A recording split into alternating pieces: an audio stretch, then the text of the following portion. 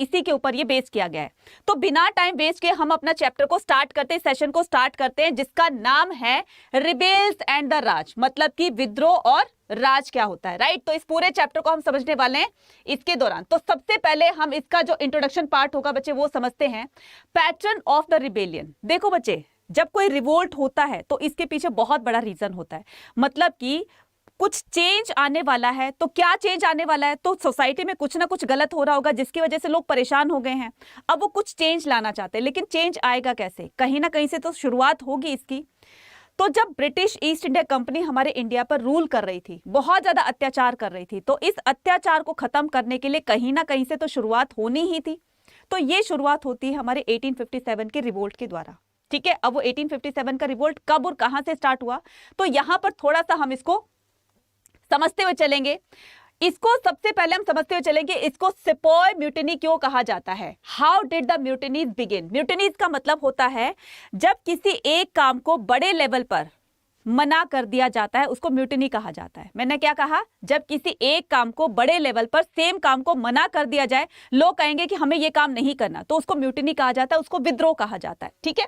Now the sepoy begin their action. अब ये सेपॉय क्या होता है, सेपॉय होता है बच्चे, सिपाही को सेपॉय बोलते हैं। जैसे अंग्रेज लोग होते थे ना, वो क्या करते थे, जैसे उनका टंग ट्विस्ट ऐसा ही होता है कि वो सिपाही नहीं बोल सकते, क्योंकि हमारे इंडिया में इसको सिपाही बोलते हैं, वो सिपाही ना बोलकर इसको सिपॉय सिपॉय बोला करते थे, ठीक है।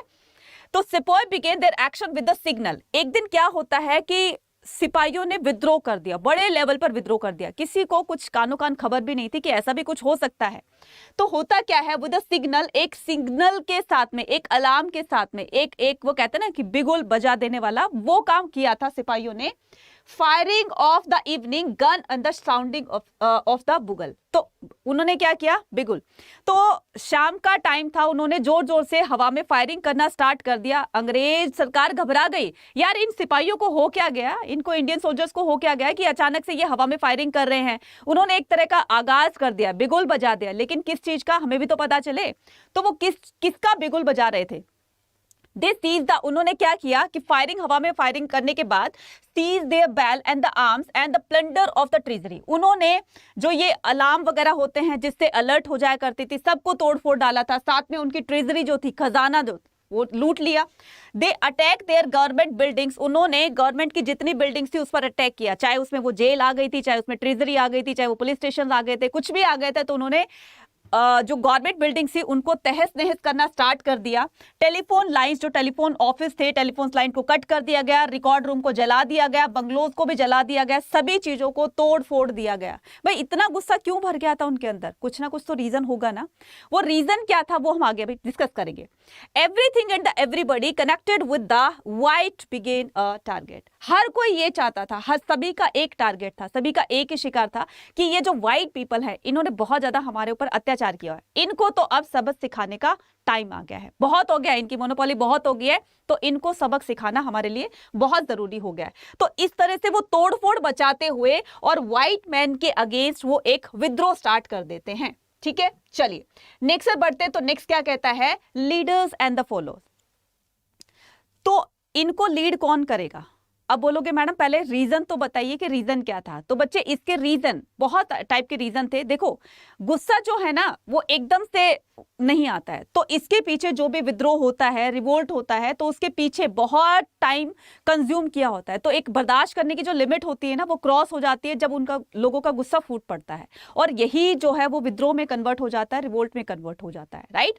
होता क्या है कि हिंदू और मुस्लिम, जो कि दोनों सिपाही जो थे, हिंदू भी और मुस्लिम दोनों इकट्ठे जो है वो ब्रिटिश आर्मी में काम किया करते थे। अब उस काम के दौरान किसी ने जो है एक रूमर फैल गया उस आर्मी के अंदर कि क्या किया गया कि अब जो तुम ये नई राइफल्स यूज कर रहे हैं ना, इसमें जो बुलेट यूज की जाती है उस पर पिग और काउ फिट को यूज किया जाता है, मतलब गाय और सुअर की चर्बी का लेप उन पर किया जाता है, और वो उस कारतूसों को, उन कार्टेजेस को मुंह से छीलना होता था। तो उसको अब हम मना कर, मतलब उसको मुंह से छीलना होता था, जिससे हिंदू और मुस्लिम्स का दोनों का धर्म जो है वो भ्रष्ट हो जाता था, मतलब कि उनका धर्म टूट जाता था। अब जब ये बात सिपाहियों को पता चलती है, सिपाहियों को पता चलती है तो उन्होंने एकदम से मना कर दिया कि हम इस तरह के कार्टेजेस को हम यूज नहीं करेंगे, इस तरह के बुलेट्स को हम यूज नहीं करेंगे, क्योंकि गाय हमारी जो है होली एनिमल है और पिग को इस्लाम धर्म में निषेध माना जाता है, मतलब प्रोहिबिशंस है। तो हम ये दोनों ही जो एनिमल हैं दोनों की अपनी अपनी धर्म में मान्यता है, तो हम इसको यूज नहीं करेंगे। तो बड़े लेवल पर क्या किया गया, इसको मना कर दिया, इसीलिए इसको सिपाही म्यूटिनी कहा गया, इसीलिए इसको सिपाही विद्रोह कहा गया है। सबसे पहले ये स्टार्ट होता है कहां पर, बैरकपुर। जो बैरकपुर में जो एक छावनी थी, बैरकपुर छावनी थी, जिसमें मंगल पांडे काम करता था। तो सबसे पहले इन्होंने इसको स्टेप आउट किया, राइट। अब होता क्या है इसमें कि the fight of the British leadership, अब देखो मंगल पांडे को ये लगा, मंगल पांडे ने जब इसके अगेंस्ट जो पहला स्टेप आउट किया तो उन्होंने सोचा, ब्रिटिश ईस्ट इंडिया कंपनी ने सोचा कि अगर इसी तरीके से एक एक करके भारतीय अपना सर उठाते रहे या हमारे खिलाफ आवाज उठाते रहे तो ऐसे तो सिचुएशन आउट ऑफ कंट्रोल हो जाएगी। तो मंगल पांडे को फांसी दे दी गई, ठीक है, मंगल पांडे को फांसी दे गई। अब जब ये बात देखो, एक जो छावनी होती है ना, छावनी क्या होती है, जैसे जो हिंटरलैंड होते हैं, हिंटरलैंड्स होते हैं कि जो सेना की छोटी छोटी टुकड़ियां, यानी कि थोड़े थोड़े सिपाही को कहीं कहीं जगह पर रिक्रूट कर दिया जाता है कि थोड़े सिपाही यहाँ पर होंगे, थोड़े सिपाही वहां पर होंगे, ठीक है। तो उनको कहा जाता है छावनी, जहां पर सिर्फ और सिर्फ सोल्जर रहा करते थे। अब उनको पता चला कि इस तरह के कार्टेजेस यूज होते हैं, तो उन्होंने मना कर दिया। तो मंगल पांडे ने जो सबसे पहले इसको स्टेप आउट किया, तो किसी काम को मना करने से अब ब्रिटिश गवर्नमेंट जो थी वो चुप नहीं बैठेगी, तो उन्होंने, ताकि आगे आने वाले लोग इससे सबक सीख सके, तो मंगल पांडे को फांसी दे दी गई 8 मार्च को, ठीक है। 8 मार्च 1857 को मंगल पांडे को फांसी दे दी गई, right. The British fight the leadership and the organisation were required for this. अब ये जब इस एक छावनी से जब ये बात दूसरी छावनी पहुंचती है, तीसरी छावनी पहुंचती है, इस तरह से पूरे आर्मी में ये बात फैल जाती है, एक आग की तरह फैल जाती है कि हमारे किसी सिपाही भाई को फांसी पर लटका दिया गया और इस रीजन से लटकाया गया है, उनको फांसी दे दी गई है। अब यूनिटी बहुत ज्यादा थी उस टाइम में हिंदू मुस्लिम में, तो उन्होंने क्या किया कि अगर हमारे भाई बंधु को, अगर तुम लोगों ने उसको फांसी दे दी है तो इसके खिलाफ हम एक्शन लेंगे, और यही एक्शन क्या कहलाता है, सिपाही विद्रोह कहलाता है। जब ये एक्शन कहां पर गया, ये एक्शन मेरठ में जाता है, ठीक है, मेरठ में जाता है। तो सिपाहियों ने वहां पर जो ब्रिटिश आर्मी पे काम कर रहे थे उन्होंने इन कारतूस को यूज करने से मना कर दिया। ये खाली र्यूमर था, इससे पहले जो कारतूस यूज किए जाते थे, कार्टेजेस यूज किए जाते थे बच्चे, वो बहुत ही लो क्वालिटी के थे। मतलब कि जैसे सोल्जर्स को किसी बाहर कहीं लड़ाई वड़ाई के लिए भेज दिया जाता था, तो पहले क्या होता था कि गन पाउडर को भी, जो बारूद का पाउडर होता है, मतलब बारूद के बैग को भी एक उठाना पड़ता था और दूसरे पर वो जो ओल्ड राइफल्स थी उनको कंधे पर उठाना पड़ता था, तो बर्डन बहुत हो जाता था, उसको ऊपर लेके चढ़ना होता था। तो ईस्ट इंडिया कंपनी ने सोचा कि एक नई एडवांस टेक्नोलॉजी की हमें राइफल लेकर आनी चाहिए, जिसमें सिपाहियों को भी सहूलियत हो जाए और ये इतने भारी भारी बैग्स उठाकर ना ले जाने पड़े। तो इन पे क्या किया कि जो कारतूस होते हैं, ठीक है, अब जब नए तरह के जो कारतूस आए, कार्टेजेस आए, वो इस तरीके के थे कि पहले तो क्या होता था कि उनमें जो बैग होते थे, 2 बैग होते थे, एक में तो राइफल्स होती थी, दूसरे में क्या होता था, गन पाउडर होती थी। अब इन गन पाउडर को इन पुराने कारतूसों में पहले इनको फिल किया जाता था, भरा जाता था। तो कई बार ऐसा होता था फिल करते टाइम ये बहुत ज्यादा फिल हो जाता था, तो ये एक्सप्लोड भी हो जाता था, ये फट भी जाता था, तो इससे भी नुकसान होता था। दूसरा क्या था कि अगर ये कम इसमें फिल हुआ है तो वो चलता ही नहीं था, वो फुस्सी हो जाता था, ठीक है ना। तो वो क्या होता था कि कभी कम कभी ज्यादा, और कभी ऐसा होता था कि सॉगी हो जाता था, सीलन की वजह से वो वैसे ही काम नहीं करता था। तो बहुत सारे इसके डिसएडवांटेजेस देखे गए थे। अब नई तरीके के राइफल्स लाई गई, तो उसमें जो है अच्छी क्वालिटी के बारूद को भरा गया, मतलब ऑलरेडी बाय डिफॉल्ट वो भरी हुई आती थी। अब क्या होता है कि नई तरह के ये जो कारतूस आए, ये नई कार्टेजेस आए, इसमें ये जो सॉगी होने का डर था, मतलब सीलन होने का डर था कि बारूद वो सील हो जाए, वो सीलन उसमें आ जाएगी, नमी आ जाएगी, उसमें मॉइस्चर आ जाएगा, जिससे कि वो फिर काम नहीं करता, जितने अच्छे इफेक्टिवली अगर वो काम कर सकता है तो वो नहीं कर पाएगा। तो इनमें ये जो न्यू कार्टेजेस थे, इनमें पहले से ही बारूद भरी होती थी, तो यहाँ पर बार बार बारूद भरने का चक्कर ही खत्म हो गया था। इस पर जो एक ऊपर थ्रेड लगा होता था बच्चे, ये चारों तरफ से क्या होता था, चारों तरफ से काऊ और पिग काओ पिग फिट की यहाँ पर इनको कोट किया कर दिया जाता था, मतलब गाय और सुअर की चर्बी का लेप बना करके, पाउडर बना करके उसको यहाँ पर इसको लेप कर दिया जाता था, ठीक है, ताकि ये अंदर इस पे सीलन ना पड़े। उसके बाद ये जो ये ऊपर आप ये थ्रेड देख रहे हैं, धागा देख रहे हैं, इसको मुंह से छीलना होता था। अब अगर गाय और सुअर की चर्बी का अगर इस पर लेप चढ़ा, उसको मुंह से छीलना होता था, तो हिंदू और मुस्लिम समझते थे ये तो हमें अपने धर्म से बिल्कुल ही अलग कर देंगे और हमें क्रिश्चियनिटी में वो करा देंगे, एंटर करा देंगे, हमें क्रिश्चियन बना देंगे। तो ये खाली जस्ट रूमर था, किसी ने देखा नहीं था कि एक्चुअल में ये काम होता भी था कि नहीं, जस्ट रूमर था, अफवाह थी ये, ठीक है। तो ये धीरे धीरे अफवाह जो थी वो आसपास के इलाकों में फैल जाती है। तो सबसे पहले ये मेरठ वहां जाती है, मेरठ में। तो मेरठ में क्या होता है कि वहां पर मेरठ के सिपाहियों ने बिल्कुल मना कर दिया कि हम कार्टेजेस को यूज नहीं करेंगे, ठीक है। तो जब जिन्होंने मना किया था, तो करीब आप ये देखिए, अगर मानकर चलिए कि उस आर्मी में मान लीजिए 100 हिंदू मुस्लिम सोल्जर्स हैं, सिपाही हैं, वो काम करते हैं, तो उनको जॉबलेस कर दिया, उनको नौकरी से निकाल दिया जो इस तरह की एक्टिविटी कर रहे थे। तो ये ईस्ट इंडिया कंपनी उनको एक लेसन देना चाहती थी कि अगर तुम इस तरह के जो एक्टिविटीज करोगे ना, तो तुम्हें अपनी नौकरी से हाथ धोना पड़ेगा। कोई दिक्कत नहीं है, कल निकालते हो तो आज निकाल दो। उनको नौकरी से निकाल दिया, जॉबलेस कर दिया उनको। वो डरे नहीं, वो मायूस होकर नहीं बैठे कि यार हमें तो नौकरी से निकाल दिया, अब हमारा काम कैसे चलेगा, अब हमारा घर परिवार कैसे चलेगा। नहीं, वो लोग चुप नहीं बैठे। वो मेरठ से चलकर फिर वो दिल्ली की तरफ आते हैं, मेरठ से चलकर फिर वो दिल्ली की तरफ आते हैं, ठीक है। तो मेरठ में कब ये सेपॉय म्यूटिनी होती है? 10 मई 1857 को, ठीक है, 1857 को। 10 मई 1857 में ये लोग वहां पर सिपाही विद्रोह करते हैं, और जब इनको वहां से भगा दिया गया तो 11 मई 1857 को ये आते हैं दिल्ली। कहां आते बच्चे? दिल्ली। और ये कहां से हुआ था? ये हुआ था मेरठ से। ये शुरू कहां से हुआ था? मेरठ से। वैसे तो बैरकपुर से हो गया था, लेकिन सिपाही विद्रोह बोला गया ना, तो वो हुआ था मेरठ से, ठीक है। तो मेरठ से आकर के क्या होता है कि टू फाइट द ब्रिटिश, अब ब्रिटिशर्स से फाइट करने के लिए कोई ना कोई तो लीडर होगा ना। अब जैसे क्लासरूम में कोई मॉनिटर होता है ना, वो क्लास का सीआर होता है, क्लास रिप्रेजेंटेटिव होता है, कि स्टूडेंट की बात को मैडम तक पहुंचाए और मैम आपकी बात को आगे मैनेजमेंट तक पहुंचाए, ठीक है। तो यही काम कोई ना कोई तो मॉनिटर होगा ना, किसी को तो हेड बनाया होगा। अब ये लीडर कौन बनेंगे, कहां से बनेंगे, कैसे बनेंगे, ठीक है, वो यहां पर हम डिस्कस करते हैं। तो जब ये लोग दिल्ली आते हैं, मेरठ से चलकर दिल्ली आते हैं, तो दिल्ली में उस टाइम कौन रूल कर रहा था? बहादुर शाह जफर सेकंड रूल कर रहे थे, क्योंकि वो हिंदुस्तान, शहंशाह हिंदुस्तान थे, इसलिए वो सबसे बड़े हाई अथॉरिटी थी। और उस हाई अथॉरिटी से जब एक बार परमिशन मिल जाएगी ना, तो ये जो विद्रोह है ये एक बड़े लेवल पर फैल जाएगा, ठीक है। तो यही कहा गया, turn towards the Mughal ruler Bahadur Shah who agreed to become the nominal.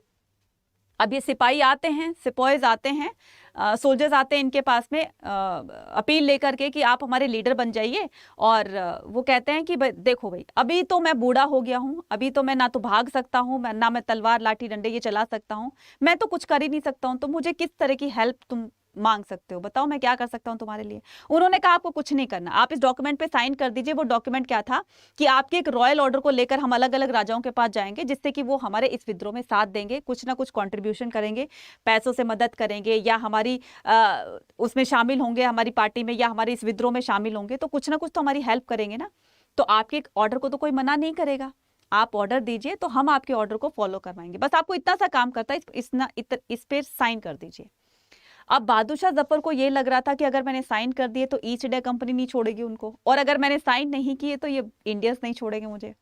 तो इनकी आफत आ जाती है। वो कहते हैं ना कि इधर गिरा तो कुआं, इधर गिरा तो खाई, और बीच में बहादुर शाह जफर की शामत आई। वो सिचुएशन हो रही थी।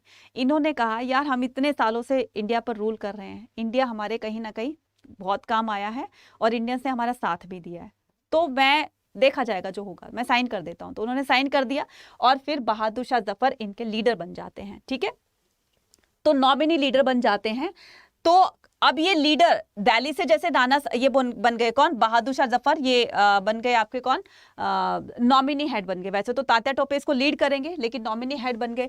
कानपुर से नाना साहेब बनते हैं, ठीक है, the sepoy people of the agreed, ठीक है। नाना साहेब कानपुर से बनते हैं। झांसी से रानी लक्ष्मीबाई बनती है, ठीक है, leadership of the uprising, right. Kunwar Singh कहां से बनते हैं? कुंवर सिंह जो कि एक लोकल जमींदार थे, कहां के? आरा, बिहार के। ये आरा एक जगह है, कहां? बिहार में।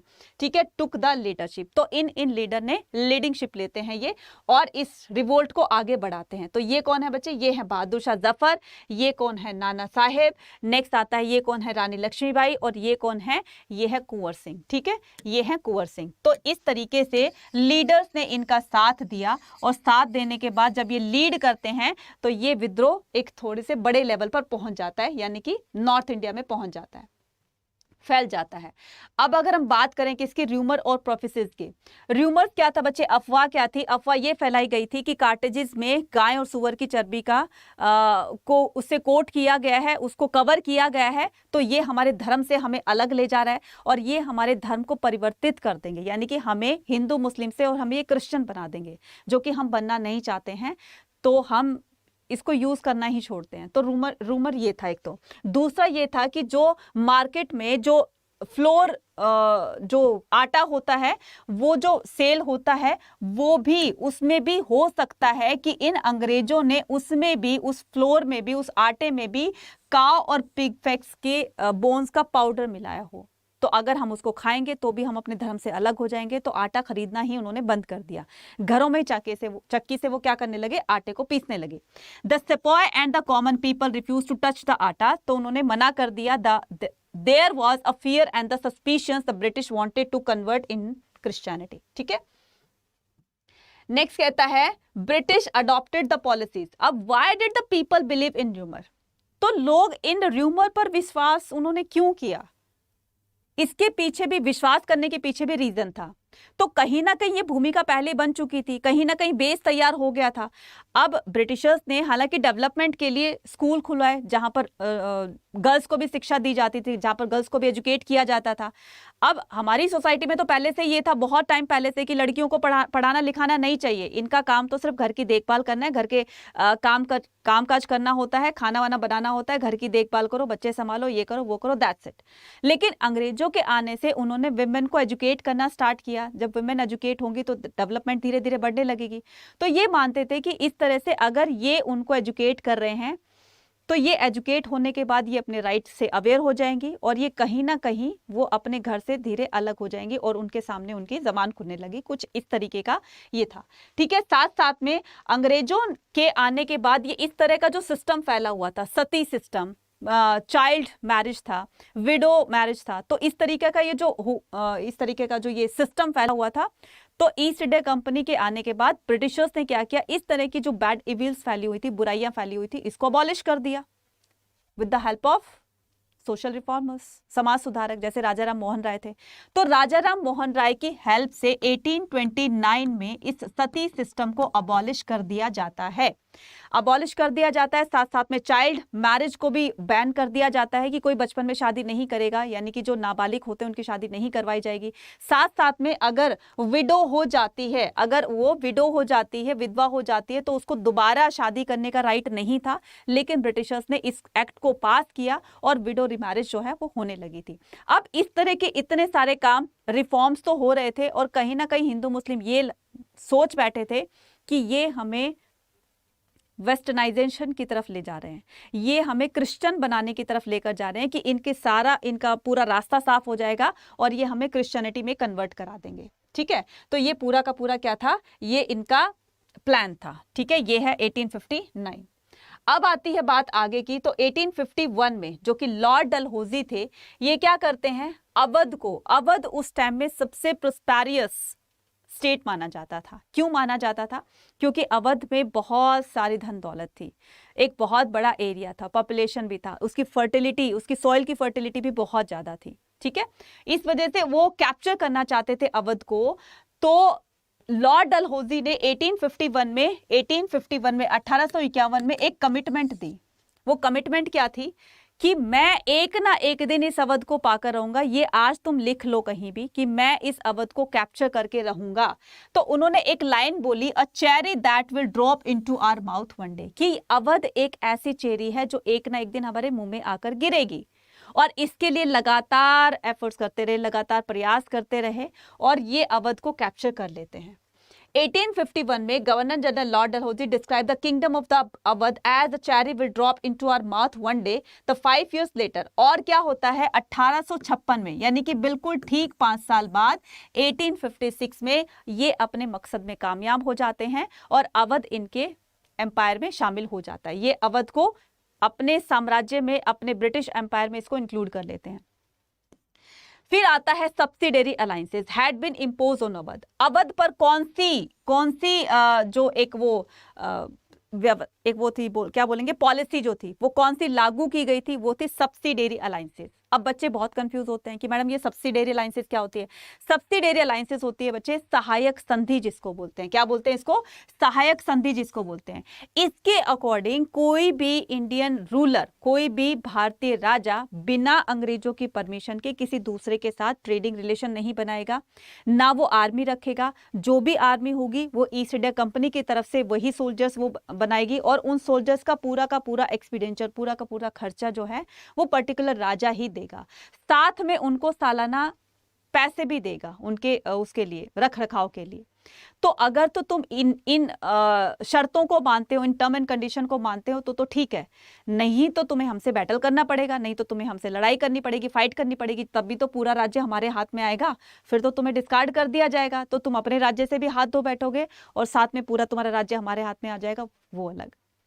उन्होंने कहा ठीक है, तो उन्होंने सहायक संधि पर क्या कर दिए, हस्ताक्षर कर दिए और उनको अब अंग्रेजों की तरफ से जो भी परमिशन मिलती थी वो उसी के अकॉर्डिंग चलते थे। अंग्रेजों की तरफ से, ब्रिटिशर्स की तरफ से, ईस्ट इंडिया कंपनी की तरफ से यहाँ पर उनको इंश्योरिटी दी गई, उनको इंश्योर किया गया कि तुम्हारे ऊपर कोई आंच नहीं आएगी, तुम्हारे पर कोई भी दूसरा राजा अटैक नहीं करेगा तुम्हारे राज्य पर, ये हमारी रिस्पॉन्सिबिलिटी है।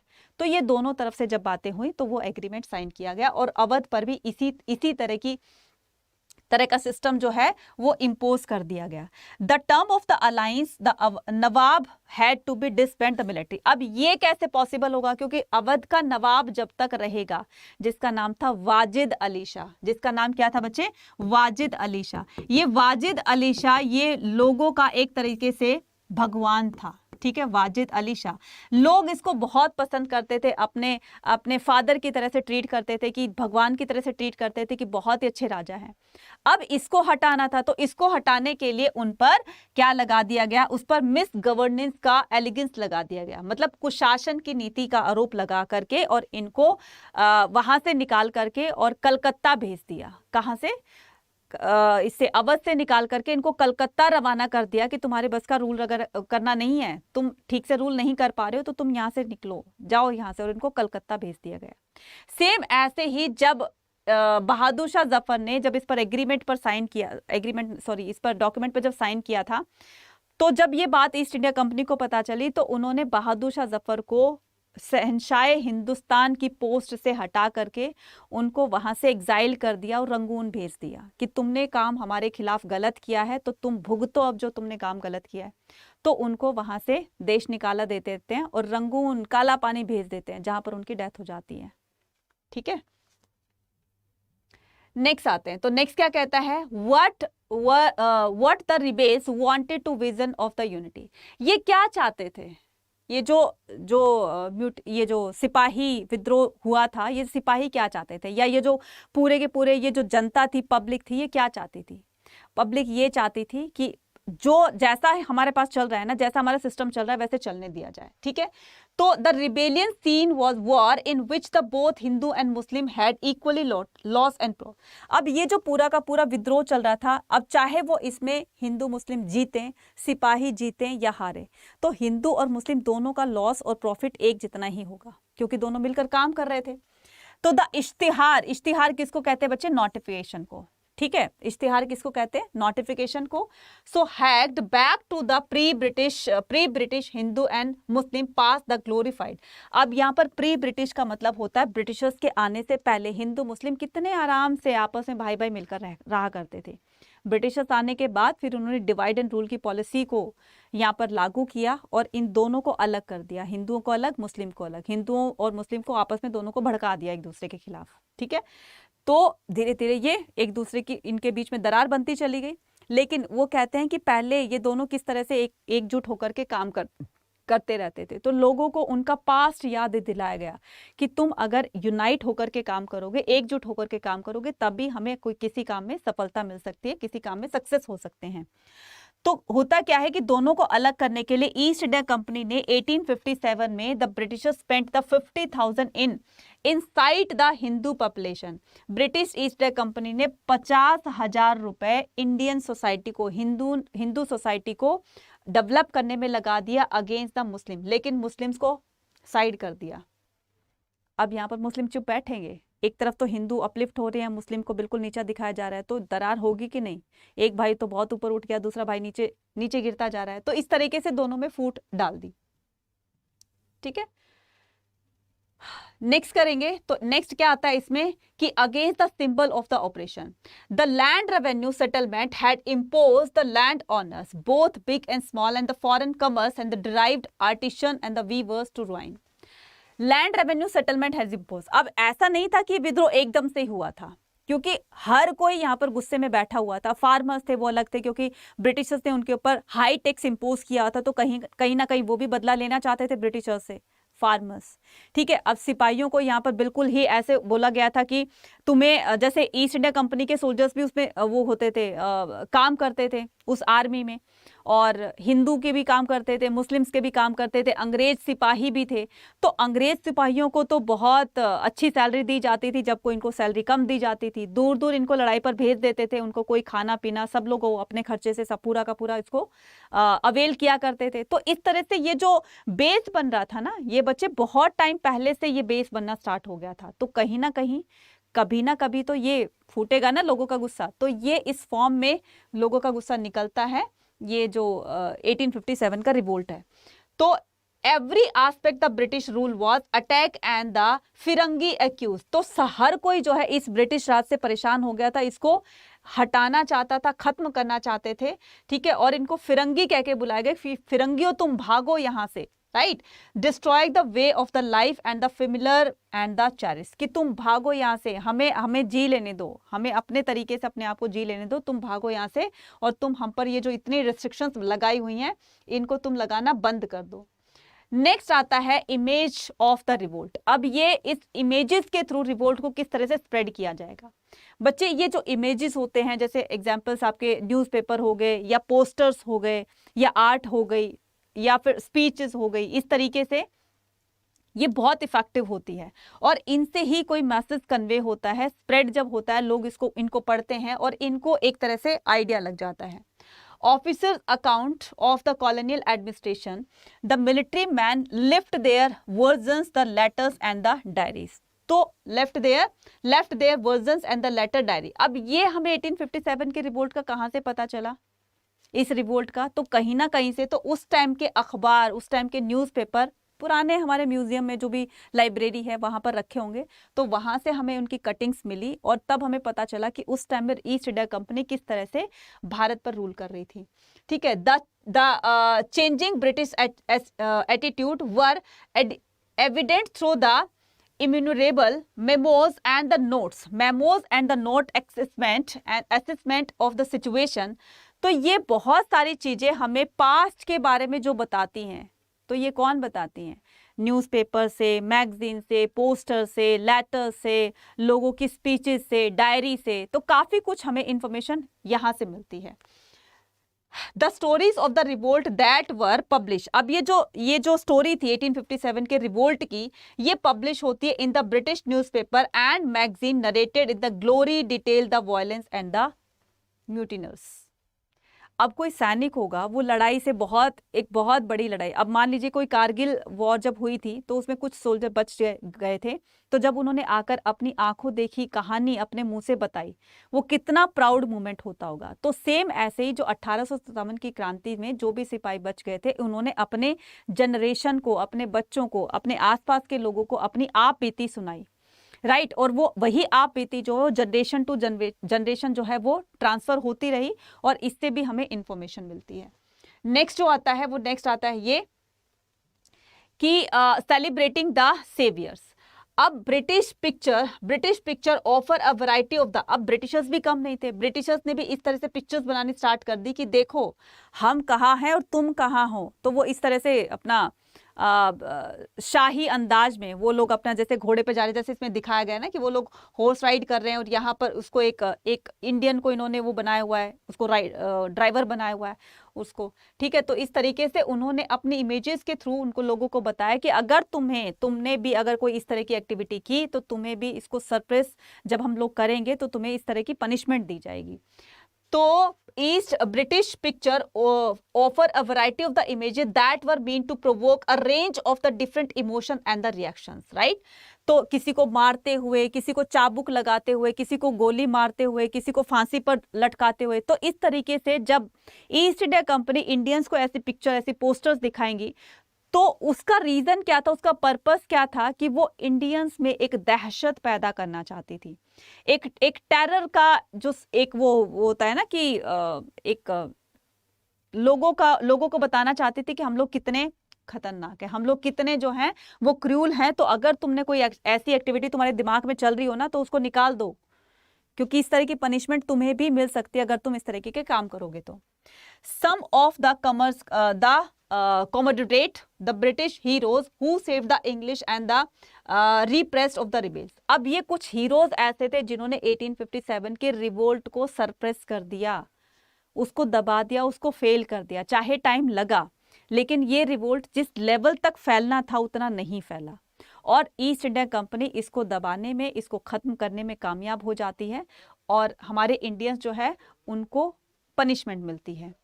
तो ये इस तरह की पिक्चर जो है वो दिखाई गई है रिलीफ ऑफ लखनऊ में। तो relief of Lucknow was painted by the Thomas John Barker in 1859। तो इस तरह की ये जो पिक्चर है, पेंटिंग है, ये कौन बनाता है? थॉमस जॉन बार्कर बनाते हैं और इस पिक्चर का, इस पेंटिंग का नाम है रिलीफ ऑफ लखनऊ। यहां से 1 मार्कर का क्वेश्चन बनता है, ठीक है। नेक्स्ट आता है कि English women and the honor of Britain।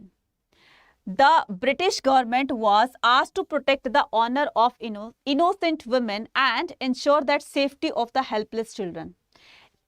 British government was asked to protect the honor of the innocent। अब ईस्ट इंडिया कंपनी के जो, ठीक है, ऑफिसर्स थे, अब वो तो ठीक है, वो इसको सरप्रेस करने में लगे हुए हैं, जबकि इंडियंस ने घरों में, ब्रिटिशर्स के घरों में घुस कर उनकी औरतों पर भी अत्याचार किए, उनको मारा पीटा, उनको ये किया। तो ईस्ट इंडिया कंपनी की तरफ से उनको इंश्योर किया जाता है, ब्रिटिश गवर्नमेंट की तरफ से, कि जो इनोसेंट है, जो बच्चे हैं, जो महिलाएं हैं, उनको सेफली, उनकी प्रोटेक्शन जो है वो हमारी जिम्मेदारी है। तो उनको सेफली उनको बाहर निकाला जाता है। और जो इस रिवोल्ट में जो ब्रिटिशर्स की वाइफ जो होती थी, उन्होंने अपने आप को डिफेंड किया, प्रोटेक्ट करने के लिए अगर उनको बंदूक भी चलानी पड़ी, लाठी डंडे भी चलाने पड़े, तो अपने आप को उन्होंने प्रोटेक्ट किया ना। तो इस तरह की प्रोटेक्शन को लेकर के ईस्ट इंडिया कंपनी बाद में उनको ऑनर भी करती है, उनको सम्मान भी देती है, right. Artist express that as well as the shape of this sentiment through their the visual representation of the trauma and the suffering. तो अगर कोई हेल्पलेस है, अगर मान लीजिए उन्होंने अपने आप को डिफेंड किया है, राइट, तो अपने आप को डिफेंड किया है, या ईस्ट इंडिया कंपनी ने ये भी बोला था कि तुम्हारी, मतलब हमारी दुश्मनी औरतों और बच्चों से नहीं है, हम उनको कुछ नहीं होने देंगे। और इधर से जो हमारे इंडियन सोल्जर्स थे, यानी कि जो हिंदू और मुस्लिम थे, वो घरों में घुस कर लोगों के घरों को जलाना, उनकी जो भी महिलाएं होती थी उनको मारना पीटना, उनके साथ कोई बुरा काम करना। तो इस तरीके से यहाँ पर जो एक लेवल होता है किसका, रिवोल्ट का, तो वो और ज्यादा एक उलझन भरा हो जाता है कि एक तरफ तो ईस्ट इंडिया कंपनी इनोसेंट बच्चों को और औरतों को सिक्योर करने में लगी है, वहीं दूसरी तरफ हमारे इंडियन सोल्जर जो हैं वो इस तरह का काम कर रहे हैं। तो इस तरह से उनकी एक जो एग्रेसिवनेस थी, उनका जो गुस्सा था, वो इंडियंस पर फूट पड़ता है। तो उनको सरप्रेस करने के लिए अब वो जी जान लगा देते हैं और बहुत ही कम टाइम में वो इनको सरप्रेस करने में वो सक्सेस हो जाते हैं। और जो भी पकड़े गए थे, जो भी रिबेलियंस जो पकड़े गए थे, उनको हार्ड पनिशमेंट दी गई ताकि इस तरह की एक्टिविटी वो आगे कोई और ना कर पाए। नेक्स्ट आता है the performance of the terror. अब ये जो दहशत का, ये जो आतंक का एक जो वो बन गया था ना, एक लोगों के मन में एक जो डर बैठ गया था कि अगर तुमने इस तरह की कोई एक्टिविटी की तो सरेआम तुम्हें फांसी पर लटका दिया जाएगा, सरेआम तुम्हें तोप के आगे लगा करके तुम्हें उड़ा दिया जाएगा। तो लोगों के मन में एक तरह का डर बैठ गया था और लोग धीरे धीरे पीछे हटने लगे इस रिवोल्ट से। जो एकदम से लोगों का जो ये था ना कि अचानक कि एकदम से हम लोग जो है वो ईस्ट इंडिया कंपनी को या फिरंगियों को यहाँ से निकाल देंगे, अब वो धीरे धीरे कहीं ना कहीं कम होने लगा क्योंकि उनके अंदर डर बैठ गया था इस तरह की पनिशमेंट को देख करके, राइट। तो the urge of the vengeance and the retribution was expressed in the brutal way in which rebels were executed. तो उनको फांसी पर सरेआम लटका दिया गया। अब उनको सरेआम फांसी पर लटकता हुआ देखकर भाई अपने आप की तो हवा फेल हो जाती है। उनको देख करके सामने उनकी आंखों के सामने उनके भाइयों को मारा जा रहा है तो एक तरह का डर तो रहेगा ना। नेक्स्ट उसको कह रहा है कि दे वर ब्लोन फ्रॉम द गन, उनको तोप के आगे लगाकर उनको वहां से उड़ा दिया जाता है। Image of these executions were widely circulated through the popular journalism. इस तरह की पिक्चर को क्लिक करके उन्होंने अपनी अखबार में, उन्होंने अपने आर्टिकल्स में उसको प्रिंट करवाया। जब ये लोगों के पास जाएंगे तो लोग डरेंगे और इस तरह की एक्टिविटी, इस तरह के काम करने से रुकेंगे। तो ओवरऑल क्या होता है, वो लोग इसमें सक्सेस हो जाते हैं और इस रिवोल्ट को सरप्रेस कर देते हैं, दबा देते हैं। नेशनल इमेजिनरीज, नेशनल इमेजिनरीज का मतलब होता है the nationalist movement Drew it inspire from the event of 1857। कुछ इतिहासकार कहते हैं कि इंडिया के इंडिपेंडेंस होने का ये पहला कदम था। इंडिया ने अपने लिए पहली बार उसको स्टेप आउट किया है कि पहली बार ये कदम उठाया है और ये अब कदम रुकने नहीं चाहिए। अब ये लगातार, आज नहीं तो कल ये फिर से उठेंगे, right. The national movement drew its inspiration from the events of 1857। A whole world nationalist imagination was woven around the revolt. सबकी नजर इस रिवोल्ट पर टिकी हुई थी कि आगे क्या होने वाला है और ईस्ट इंडिया कंपनी इसको किस तरीके से सरप्रेस करेगी। It was celebrated as the first war of the independence in which all the sections of the people of India came together to fight and against the imperial rule. इसमें बताया गया है कि ये एक ऐसा सेलिब्रेशन था जो कि इंडिया ने पहली बार अपनी आज़ादी के लिए उठाया हुआ एक कदम के रूप में इसको मनाया गया। सारे लोग, चाहे वो जिस भी कम्युनिटी से बिलोंग करते थे, हिंदू थे, मुस्लिम थे, सिख थे, कोई और था, सबने एकजुट होकर अंग्रेजों का सामना किया। तो कहीं ना कहीं ये आगाज हो गया था कि अब हम लोग चुप नहीं बैठेंगे और तुमसे टक्कर लेने के लिए, तुमसे बदला लेने के लिए और तुम्हें यहाँ से निकालने के लिए हम लोग तैयार हैं, ठीक है। Art and the literature had help to keeping alive the memory of 1857। इस तरह की आर्ट्स, पेंटिंग, पिक्चर्स, बैनर्स, ये सारे पोस्टर्स, ये सारे हमें उस टाइम की याद दिलाते हैं। इस तरह के पिक्चर्स को, बैनर्स को वो देख करके लोगों के मन में एक देशभक्ति की भावना जागृत होती है। वो अपने देश पर मर मिटने के लिए तैयार होते हैं कि जब रानी लक्ष्मीबाई एक औरत होते हुए, एक महिला होते हुए इतनी बहादुरी के साथ लड़ सकती है तो हम क्यों नहीं लड़ सकते। मंगल पांडे जिसने अपनी जान की परवाह नहीं की, उसको सरेआम फांसी पर लटका दिया गया। तो इस तरह की इवेंट्स को देखकर लोगों के मन में एक देशभक्ति की भावना जागृत होती है, ठीक है। तो बच्चे ये था एक क्विक रिवीजन हमारे इस 1857 के रिवोल्ट का, रिबेल्स एंड राज का, ठीक है। उम्मीद करती हूँ कि आपको पूरा चैप्टर समझ में आ गया होगा। और अब थोड़ी सी काम की बात कर लेते हैं बच्चे।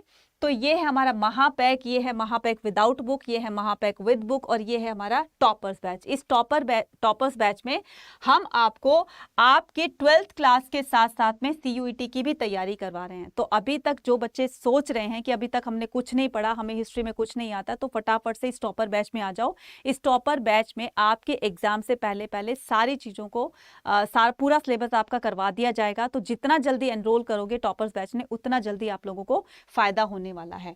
इसके अलावा अगर जो बच्चे मॉक टेस्ट से अपनी तैयारी करना चाहते हैं, सैंपल पेपर लेना चाहते हैं या ई बुक्स लेना चाहते हैं आर्ट्स की, तो उनके लिए भी यहाँ पर अड्डा 24/7 की तरफ से हर चीज उनको दी जा रही है। लेकिन बच्चे कोई भी चीज, कोई भी कोर्स परचेज कर रहे हो, बुक परचेज कर रहे हो, कुछ भी कर रहे हो, तो उसमें कोड लगाना मत भूलना। ये कोड है Y489। इस पर मिलेगा आपको मैक्सिमम डिस्काउंट, जो कि कितना होगा 17% का पूरा आपको डिस्काउंट मिलेगा, ठीक है। और जो भी बच्चे चैनल पर नए हैं तो उसको चैनल को सब्सक्राइब कीजिएगा अभी के अभी, कमेंट कीजिएगा, शेयर कीजिएगा और लाइक कीजिएगा। कमेंट तो तुम बिल्कुल नहीं करते हो, है ना? तुम कोई 2-4 बच्चों के अलावा कमेंट तो करते नहीं हो। कोई आपकी क्वेरी है, सेशन आपको कैसा लगा, कोई क्वेश्चन पूछना है आपको, तो कमेंट सेक्शन में लिखकर आप पूछ सकते हैं।